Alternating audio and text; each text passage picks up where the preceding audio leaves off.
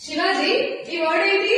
Cancel. Cancel. Cancel లో ఇక్కడ C ఇక్కడ సి, బట్ మనం ప్రొనౌన్సియేషన్ ఏం చెప్తున్నాం? ఇక్కడ కా అంటున్నాం, ఇక్కడ సా అంటున్నాం.